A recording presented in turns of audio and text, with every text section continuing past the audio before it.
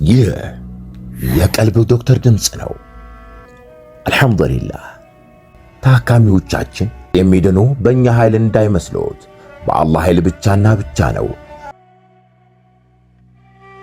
ከቀልብ ዶክተር ዓላማ ውስጥ የአላህን ተአምር ማንገስ ዋነኛው ነው። በየጊዜው በቀልብ ዶክተር ታክመው መዳናቸውን ማመን እስከሚያቀታቸው ሲቃይ የተናነቃቸው ሲገልጹ የአላህ ተአምር ምን ያህል የገዘፈና ግልጽ እንደሆነ ያሳየናል። ከህመም ወደ ጤነኝነት፣ ከጭንቀት ወደ ደስታ፣ ከጨለማ ወደ ብርሃን፣ ካላሰቡበት ወደ ስኬት የደረሱት በአላህ ተአምር ቢሆን እንጂ።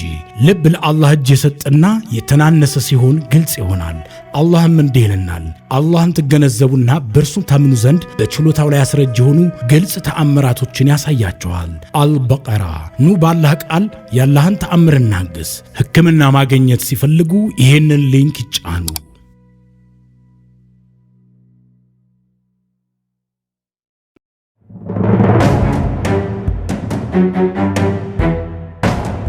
በአላህ ለእናቴ ድረሱላት ሊገሏት ነው። ሀዊ ነኝ ክፍል 2። አሰላሙ አለይኩም ወራህመቱላሂ ወበረካቱ። ውድና የተከበራችሁ የቀልብ ዶክተር ቤተሰቦቻችን እንደምከረማችሁ፣ በያላችሁበት የአላህ እዝነት ጥበቃው አይላችሁ እያልኩኝ ዘወትር ቅዳሜና እሁድ ወደ እናንተ ይዘንላችሁ የምንቀርበው በቀልብ ዶክተር ኡስታዞች ሰበብ ታክመው የዳኑ የእህት ወንድሞቻችንን እውነተኛ አሳዛኝ ልብ አንጠልጣይ ታሪካቸውን ነውና ዛሬም እጅግ የሚያሳዝን በአላህ ለእናቴ ድረሱላት ሊገሏት ነው። ሀዊ ነኝ ክፍል 2። እነሱ ሲመጡ ሙሉ ሚስጥራቸውን ያውቃል።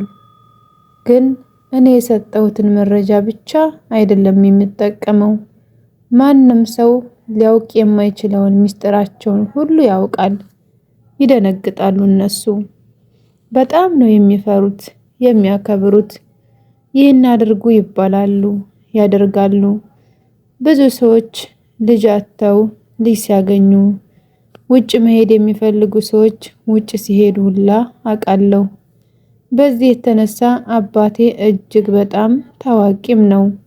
አንዳንዴ እከሊት ውጭ ሄዳ ተለውጣለች፣ አክራሪና ሆናለች፣ ሐራም ነው እያለች ታሰቃየናለች። አላወቀችም፣ በአላህ አፉ ይበሏት፣ ልቧን እንዲያሰፋላት ዱዓ ያድርጉላት ሲሉት እሷም ሙሃቢ ሆነች ይልና ይዝታል። አንበርክኬ ያመጣታለሁ ይላል። እነሱም ፈርተው 3 ቀን 4 ቀን ይመላለሳሉ። ብዙዎቹ እዛው አረብ ሀገር ሆነው ይታመማሉ። አንዳንዶቹ ደግሞ እንዳለው ይመጣሉ አብደው። እዛ ታመው ሰዎች ወዲያው ደውለው አጥፍቻለሁ ዱዓ አድርጉልኝ አይለመደኝም ሲሉ እምቢ ያሉት ግን ሲጎዱ አይቻለሁ። በዛ ጊዜ እኔ ምን አይነት ሞኙና ሰዎች ናቸው፣ ለምን ለአባቴ አይታዘዙለትም እያልኩ እናገራለሁ። ሕፃንነት ሐቁን ውሸቱን መለየት የተሳነኝ ጊዜ ነበር። እናም አንድ ቀን አባቴ ቧንቧ እያስገጠመ ሳለ የሚያስገጥመው ቧንቧ ይታያችሁ ለሱ ብቻ ነው፣ ስንት ኪሎ ሜትር አቋርጦ የሚገጠምለት። ምክንያቱም ስልጣን ላይ የወጣው ሰውዬ በርሶ በረካ ብሎት አምጥቶ ገጠመለት። ሌሎች የውሃ ጉድጓድ አስገጠሙለት። ውሃ ይሸጣል፣ ለሚጠላው ሰው ግን ይከለክላል። እና እኔ በዛ ሰዓት ቧንቧ በሚሰራበት ሰዓት እንደለመድኩት አባቴን ላገለግለው አጠገቡ እሄዳለሁ። አጠገቡ እንደመጣው ማን እንደነገረው አላውቅም። ዞረና ወደኔ በእጁ በያዘው ብረት ደበደበኝ፣ መተንፈስ እስኪያቅተኝ ድረስ። እኔ የማውቀው አባቴ ይወደኛል ብዬ ነበር። ያን ቀን ግን እሱ የታየው ሌላ ነገር ነው። አባዬ እኔ ነኝ ልጅህ ነኝ ሀዊ ብለውም ድብደባውን ሊያቆም አልቻለም። በቃ ያን ቀን ይገድለኛል ብዬ ተስፋ ቆረጥኩ። ራሴንም ስቻለሁ። አባቴ ሰውን ሲደበድብ ማንም ሰው አያገላግልም። ከፈለገ ይገድላል፣ ከፈለገ ምህረትን ያደርጋል። እናም እኔ ምህረት ከሌላቸው ሰዎች ሆንኩኝ። ማንም ሰው ሊያድነኝ አልቻለም። እናቴም እያየች ከመጮህ ውጭ ልትመጣ አልቻለችም። እኔ ራሴን ስስት የፈሰሰኝን ደም አይቶ የሞትኩ መስሎት ሄደ። እናቴ ተሯሩጣ መጣች፣ አፋፍሳኝ ይዛኝ ሄደች። እኔ በጊዜው ብዙ ቦታዎች ስብራት ነበሩብኝ። ሩቅ ነው ሐኪም ቤቱ። እዛ ተኛው ለ2 ሳምንት። በጣም የሚዘገንን ጊዜ ነበር። ለጭንቅላቴ ራሱ ማሰብ የማልችለው ጊዜ። በዛ በታመምኩበት ወቅት ማንም ሰው መጥቶ አልጠየቀኝም ከታላቅ እህቴ በስተቀር። እሷም ተደብቃ ነው የመጣችው። እኔ ጥርሶቼ ስለረገፉ አፌም በጣም ስላበጠ ማውራት አልችልም እንጂ አባዬ ምን ሆኖ ነው እንደዛ የደበደበኝ ብዬ ብጠይቅ መልስ ባገኝ ደስ ባለኝ ነበር። ሳምንት ሲያልፍ አፌ እብጠት ቀነሰልኝ። ሳወራ በጣም መኮላተፍ ጀመርኩ። የምናገረው ምንም ነገር አይሰማም ነበር። በጣም እኮላተፋለሁ። እግሬ እያነከሰ በዛ ወቅት መጡ የህንድ ዶክተሮች። የህንድ ዶክተሮች ባይኖሩ ኑሮ ተሰባብሬ እሞት እንደነበር ሁሉም እድለኛ ነሽ እያለ ነገሩኝ። እኔም እድል ይሁን እርግማን ምንም የማውቀው ነገር ባይኖርም ውስጤ ብዙ አይነት ጥያቄዎችን ይጠይቃል። ምናልባትም ያኔ ማታ ላይ ስላዳመጥኳቸው ይሆን አውቆ ይሆን እላለሁ። ደግሞ መልሼ አይ ማወቅ እንኳን አያውቅም፣ በቃ ከእህቶቼ መሃል አንደኛዋ ነግራው ነው እላለሁ። ደግሞም ያን ቀን ጠዋት ላይ ደርሶ የቀረበለትን ገንፎ ከአንቺ ጋር ነው የምበላው ብሎኝ በልቶ ገና ተነስቶ መቆሙ እኮ ነው። እንዴት ብቻ ለኔ የሚመልስ ሀቅ አልነበረም። እኔም እንደምንም አገገምኩ። በዛ በህፃንነት ዶክተሮች አዝነውልኝ ለኔ የምታክል ትንሽ ክራንች አመጡልኝና እሷን እየተገደብኩ መራመድ ጀመርኩኝ። በዚህ ጊዜ ሁሉም የሚሰጡኝ እንክብካቤ በጣም ይደንቀኛል። ሳይደግ ሳይጣላም የሚባለውን ያየሁበት ወቅት ነው።